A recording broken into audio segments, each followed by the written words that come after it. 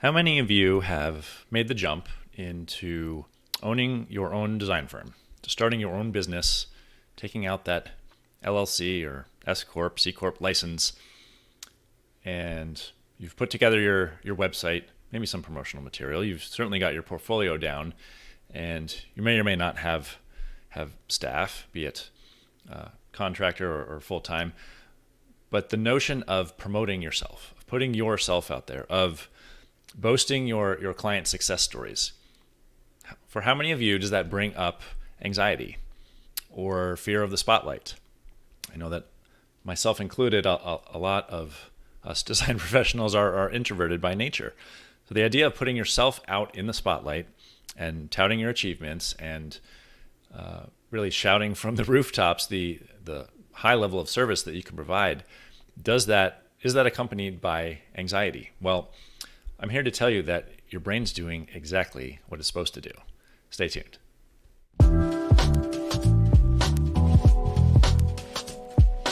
Giving architects and landscape architects the tools and strategies to be seen, heard, and valued in the marketplace, and telling the stories of leaders building thriving design firms and attracting their ideal clients. This is From Architecture to Profitecture. I'm your host, Jay Krakowski. Let's get started. Fellow and future Profitex, hello. How are you? Welcome to this week's show. We're digging into a fear. We're digging into the fear of promoting yourself, not just resting on your laurels, so to speak, behind your portfolio and your website and potentially recommendations of others. Rather, going out and explaining either to potential clients or to potential collaborators or someone like a general contractor who would be a potential referral source, touting your achievements and your expertise and your strength as a design leader.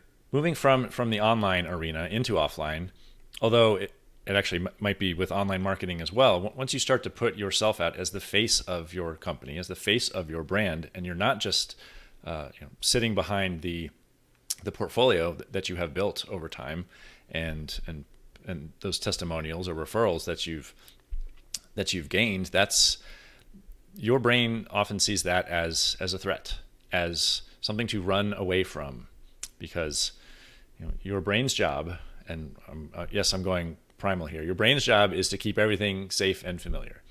It's to protect you. It's not to make you a success.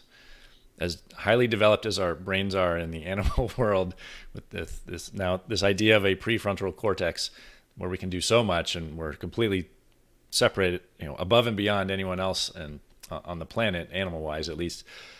Our brain's job is not to make us successful. It's not to make us industry leaders or anything like that. Rather, it's to keep us safe. It's to keep us protected. It's to keep us within our tribe, within the safe confines of the cave with the cozy fire, not outside with the saber-toothed tigers. if I'm going back, a few years. So the idea of putting yourself out there, there's going to be resistance. Again, while we take such pride in the body of work that we have come to create and the relationships that we have made, when it comes to putting yourself out there, there's resistance there. Your brain's not sure if this is the right thing to do, even if it's in relatively familiar circumstances. Your brain is still going to push back on you. Your brain's job is to keep you safe. So there's innate resistance, but that just means that your brain is working. That just means it's doing exactly what it's supposed to do. And in so many highly successful, obviously high functioning individuals, your brain it's jamming along, and that's okay. But that's where there are practices that I'm going to get into a little bit later here of talking to your brain, yes, as a separate entity, to tell it what is safe and what is familiar. It's a process, and it's in addition to all of the technical expertise that we've developed, and then business acumen and understanding just how to run a business, period, with taxes and setups and equipment and potentially an office location, when we're allowed to open things up again. All that aside, there's an internal component that is key to success. I would say it's the 80% part of success is knowing how to utilize, knowing how to talk to your brain and how to utilize it as your secret weapon. Because it really is. And when I first went out in business, and this is just over 5 years ago, I can see now that I was purely leaning on my portfolio, my expertise, and some of the connections that I had made in my local market to get started, and that served me to a point. I had a small pipeline of work when I jumped out of the plane with my parachute with my little LLC flag flying behind it. That served me to a point. But then when it came time to really start marketing online more aggressively, and certainly to go on video, a whole wave of anxiety popped up, and many of you may have felt the same. Not necessarily just getting onto YouTube or live streaming, but anything where personality and more of the inner workings of your brain, putting that out often brings fear and anxiety with it. So how can we talk to our brains? How can we utilize our brains for success? Well, before success, our beliefs and our behavior. They are the predecessors to success.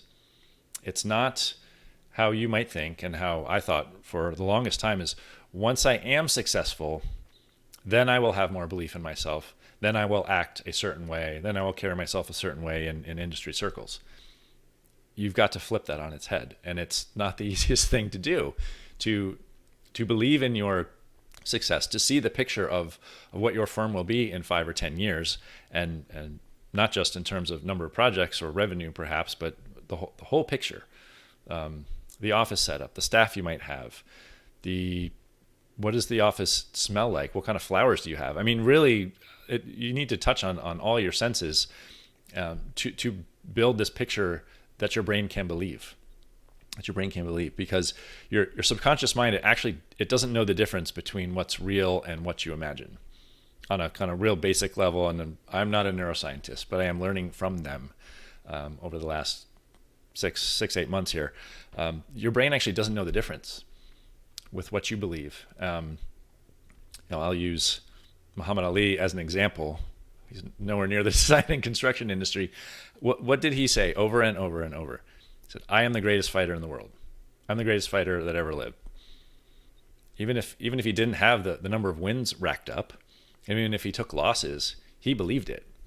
David Bowie, when he first started out, he was renting limos and I think hiring fake paparazzi, because he believed, he knew what he had, the art that he had to put into the world was special, and he saw himself as the rock star, as the Hall of Fame artist that he came to be. But he didn't start out like that. He'd show up in a limo and people saying, "Who is this guy dressed the way that he was, and all his style?" They had the belief. They had the belief before they found the success, and that's really the order that it needs to go in. And that's a big lesson that I've been learning as even in a short time in business here. And you'll always get what you believe. If you go to submit for a project, let's say you fill out an RFP, RFQ, but you are comparing yourself to other firms in your market. You are comparing yourself as a lesser competitor. Even if some of your project work prior might be a better fit with the scope, well, the beliefs that you hold and the way that you carry yourself, the behaviors that you exhibit, and how you approach things, and then how you get into price negotiations and scope negotiations, it's gonna show through. Your brain is gonna put that forth, and the universe is gonna then mirror that back to you to say, "Hey, does this guy really know what he's doing? Can her firm really handle that?" Because we don't get the feeling, we don't get the sense of confidence, perhaps, or something else to that effect. The universe is going to mirror your beliefs right back to you. Your life is a reflection of you, not the other way around. There's a lot of flipping things upside down I know I'm talking about, but it's important, and it's not something that comes overnight. It's not something you can just read a book and, oh, okay. Now for some people it might, but by and large, for the most part, it takes work. It takes work to use your brain as a tool, much like this stylus I'm holding in my hand, or my mechanical pencil here, or any piece of software that you're using. It's a tool. Your brain's a tool for your advantage, but it's hardwired not to to go out into the world and put your nose out, stick your nose out there, so to speak. So you'll always get what you believe, and as you're, once you start to practice this and you are seeing the end result, when you're doing, we're into Q4 here, as you're setting your 2021 goals, you need to begin with New Year's Eve 2022. You need to be thinking that, and what am I going to have then? What is my business going to look like? Am I going to add more staff? How many projects will I have completed? What new markets will I enter? You need to reinforce that over and over, not just in a once-a-year goal-setting session and then put it in the filing cabinet and there it stays. You need to be telling yourself over and over of the end result. Begin with the end in mind, right? And from that, as you start to reinforce that with yourself, then you'll start to exhibit those behaviors because your brain begins to believe it. I've heard it takes, honestly, or on average, 67 days for something to stick and for a new habit to be formed. Well, if the habit is you are telling yourself, I'm going to work with this client ABC, or I'm going to break the $500,000 mark of revenue in my business, if you're telling yourself over and over, your brain begins to believe it, and everything else falls in line behind it. Success is not a what, it's a who. That's a line I heard just recently from Jill Stanton, who's an entrepreneur that I follow, and it rings true. It's not just the idea of profits at the end of the year, or overall revenue, or if you were able to add a staff member or 3, or another project or 3 per month. It's who you are being. That's the idea of success. And honestly, that's my idea of profit. Profit's not just a dollar value for me, and maybe you can begin to adopt that as well. So it's not just the what, not just the numbers at the end of the day, but it's who you're being. And it needs to start from there. It needs to start from the inside, and the results in your business are the end product of how you are acting, how you're behaving, and what you're believing about your business. So if you've got any more questions on that, I want to talk about that, I invite you to send me a message, Facebook, LinkedIn, or Instagram at Jake Krakowski. And if you would, jump over to Apple Podcasts, leave a review. I'd love to know how these episodes are resonating for you. I know I've been doing a lot more kind of in the mindset realm recently, and because I enjoy them, and that's where I'm at in my business, is taking a focus on that as opposed to just the technical expertise. And obviously the networking's all on the back burner this year, isn't it? But we'll get into it next year.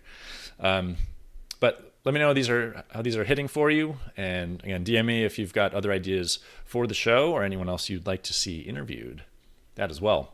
I'd love to hear from you. So until next week, my friends, make it a great week, because our success is inevitable. Take care. Thank you so much for tuning in. Don't forget to hit subscribe so you stay up to date with future episodes. Connect with me on Facebook, Instagram, or LinkedIn at Jake Krakowski. And for show notes and much more, visit profitecturebydesign.com/podcast.